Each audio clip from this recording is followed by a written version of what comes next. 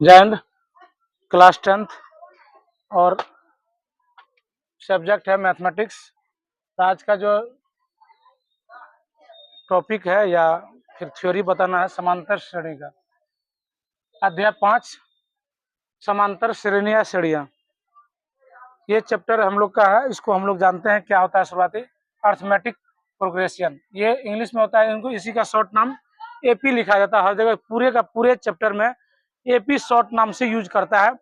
किसी को भी करना भी चाहिए एपी पूरे जो है कि सवाल में है। अब इनको क्या कहते हैं? संख्या या वस्तुओं का विशेष क्रम में व्यवस्था, ताकि उनके बीच का अंक समान हो। अब इनको एग्जाम्पल के माध्यम से समझते हैं। उनके बीच का अंक समान हो कैसे?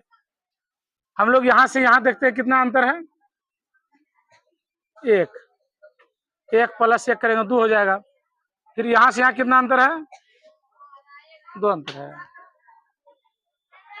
अंटकड़िए बोलता है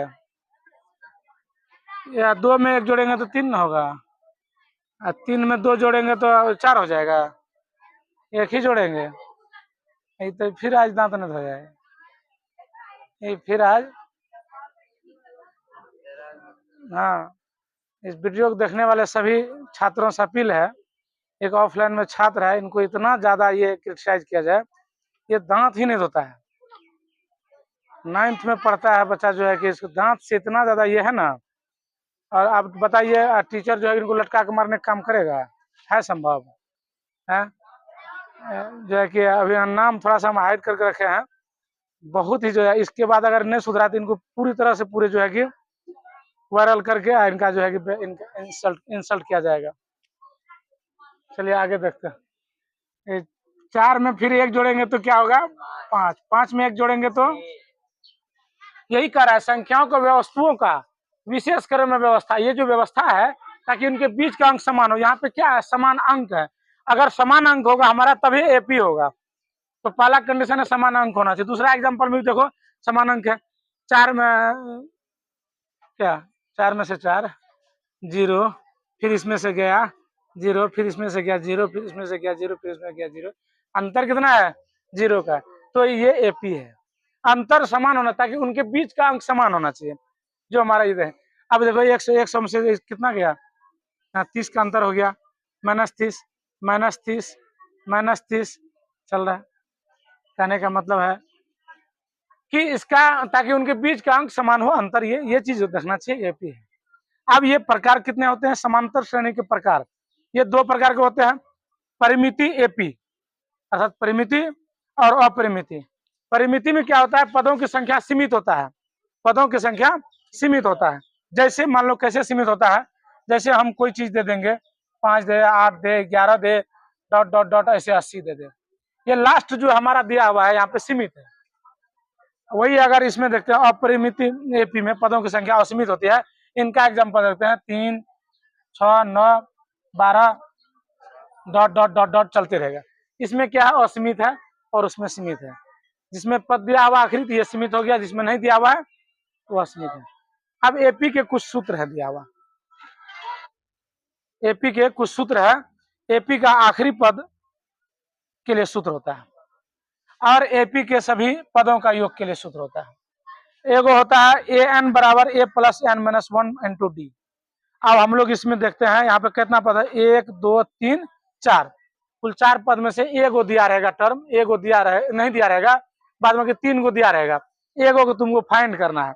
एगो फाइंड करना तो एग्जाम्पल से फाइंड करते हैं। यहाँ पे हमको क्या देना पड़ेगा? ए लिखना पड़ेगा, डी निकालना पड़ेगा, एन निकालना पड़ेगा और ए एन फिर बाद में इसका निकाल लेंगे जब।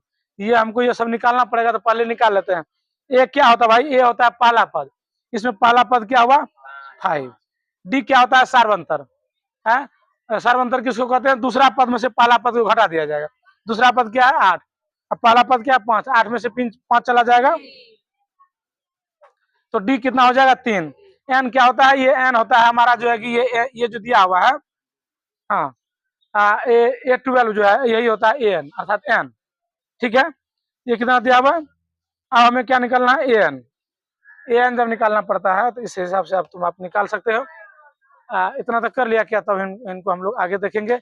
जो नहीं समझा फिर से समझेगा। ये जो एपी है संख्या वस्तुओं का विशेष क्रम में व्यवस्था ताकि उनके बीच का अंक समान है। एग्जाम्पल से समझे, अंक समान होना चाहिए, कोई भी डिफरेंस उनमें जो भी हो समान होना चाहिए। अगर 1 का जा रहा है तो 1 ही, 2 का जा रहा है 2, 0 का 0, तो हमारा एपी होगा। एपी के प्रकार है, एपी की फॉर्मूला है। और कुछ यहाँ पे इनका जो है कि मुख्य शब्दावली दिया हुआ, कहते क्या है। प्रथम पद को 1 कहते हैं, अर्थात श्रेणी की पहली संख्या। सार्वंतर डी होता है, जो दूसरा पद में से पहला पद को घटाया जाता है। पदों की संख्या एन होता है, श्रेणी में कुल कितने पद है ये वही बताता है, हमारा जो कुल कितने पद है। पदों की आखिरी संख्या एन अर्थात एनवा पद।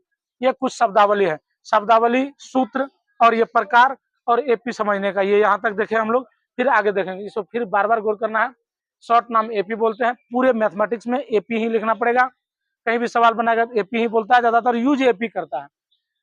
तो संख्याएं वस्तुओं का विशेष क्रम व्यवस्था ताकि उनके बीच का अंक समान हो। समान दिख रहा है यहाँ पे, एग्जाम्पल समझे। सब श्रेणी प्रकार, दो प्रकार के, परिमिति और अपरिमिति। परिमिति ये जो है कैसा होता है, पदों की संख्या सीमित होता है, जैसे कि यहाँ पे एग्जाम्पल 5, 8, 11 लास्ट में 80 दिया हुआ, सीमित हो गया। पदों की संख्या जो है कि असीमित होता है, जैसे 309 दिया हुआ नहीं है, आखिरी में जाते रहेगा। और ये एपी के सूत्र है। और एपी के जो सभी पदों का योग है एस बराबर एन बटे 2 इंटू 2 प्लस ए प्लस एन माइनस 1 डी, ये भी फॉर्मूला चलेगा। और ये भी अर्थात एल जो है यहाँ पे, ये क्या चीज दर्शाता है हमारा, इसको जो है कि हम लोग एग्जाम्पल से समझते हैं। तो हमें ये फॉर्मूला होता है, ये क्या होता है, जब आखिरी पद दिया रहता है, आखिरी पद यहाँ पे इस सवाल में दिया हुआ है, ये 12, इसको निकालने के लिए हमें ये फॉर्मूला का यूज करना है।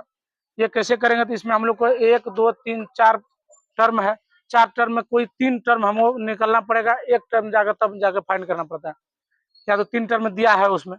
तो ए हमको इसमें, ए सबसे पहले क्या होता है, यहाँ पे ए होता है पहला पद, तो यहाँ पे 5 हो गया। उसके बाद डी होता है सार्वंतर, ये क्या होता है, दूसरा पद में से पहला पद घट जाता है। दूसरा पद है 8, पहला पद है 5, बराबर 3 हो गया। एन क्या हो गया, ये आखिरी पद ये होता है 12। अब फॉर्मूला के हिसाब से लगा देंगे हम, ए एन निकालना है हमको, ए नहीं, ए एन बराबर हो जाएगा, ए क्या है 5 प्लस एन अर्थात 12 माइनस 1 इंटू 3, तो क्या हो जाएगा 5 प्लस 11,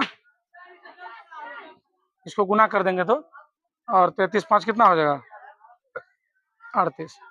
ये इनका जो है कि आखिरी पद निकालने के लिए होता है। इसी एग्जाम्पल से हम लोग एस एन देखते हैं। एस एन क्या होता है, जो ये एन होता है, इनका हम लोग को टोटल योगफल होता है। तो ये निकालते हैं हम लोग, एन बटा 2, एन क्या भाई 12, 12 बटा 2 गुना ए क्या है 5 प्लस एन क्या है एन 12 माइनस 1 इंटू में 3, एगो बिग ब्रैकेट भी लगा दो, तो क्या हो जाएगा, कट के कितना हो जाएगा रे, 6 हो जाएगा। और इस अंदर का आप खेल देखो, यहाँ कितना हो जाएगा भाई, 10 प्लस 11, गुना 3 कर दो, 33 कर दो, ठीक है। अब क्या हो जाएगा, 33 10 कितना हो गया, इनको गुना करो, 18 का दांत में 1, 24 1 258, मल्टीप्लाई सही है ना, देख लो गुना करके, नहीं तो फिर 18 का दांत में 1, 24 1 25, हाँ 258 सही है। कहने का मतलब जब हमें क्या करना है, सभी पदों का योग करना है, तो हमें एस एन लगाना पड़ेगा, इसके लिए ये फॉर्मूला है, या फिर इसके लिए फॉर्मूला है एस एन बराबर एन बटा 2 A plus L. S N दे या एस दे, एक ही बात है। टोटल शब्दावली भी लिखा गया है, हाँ, एग्जाम्पल के माध्यम से इन दोनों को भी समझ लिए हम लोग। टोटल योग के लिए क्या फॉर्मूला लगेगा भाई, एस एन बराबर एन बटा 2 into 2 A plus N minus 1 into D. और आखिरी पद के लिए क्या लगेगा, ए एन बराबर A plus into N minus 1 into D, आखिरी पद के लिए।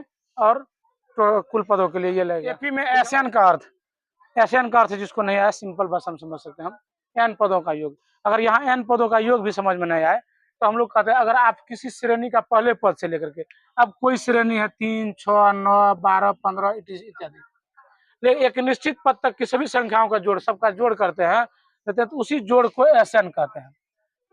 एग्जाम्पल समझे, 2, 4, 6, 8, 10, और भी etc चलते रहेगा। अब यहाँ पे कह दिया जाए Sn में, अर्थात Sn ये 1 हुआ, अर्थात S1 S2 S3 S4 S5 इसे चलता है। उसमें कह दे S2 का S2 निकलना है तो उसका क्या मतलब हो, कैसे समझेगा? S2 का मतलब होता है जो हमारा टर्म्स दिया हुआ है, पद कंडीशन दिया हुआ है, उसमें पहला और दूसरा पद को जोड़ देंगे तो वो हो गया S2। S3 का मतलब होता है 3 टर्म को जोड़ दो, 3 पद को जोड़ दो, पहला दूसरा तीसरा, तो यह हो गया S3। यहाँ पे जो लिख दिया हम पहले 3 पदों का जोड़। S4 बोल दिया जाए तो क्या हो गया, पहले 4 पदों का जोड़, पहले 4 पदों का जोड़। यहाँ पे जो जोड़ था 20 हुआ टोटल, ये कर दिया। Sn निकालने का प्रमुख 2 विधियां, कौन कौन विधि है? 2 विधियां, 1 और नंबर 2। यहाँ कहता है जब आपको प्रथम पद ए पदों की संख्या n और सार्वंतर d पता हो। सार्वंतर का क्या होता है? Common difference. सार्वंतर क्या होता है? कॉमन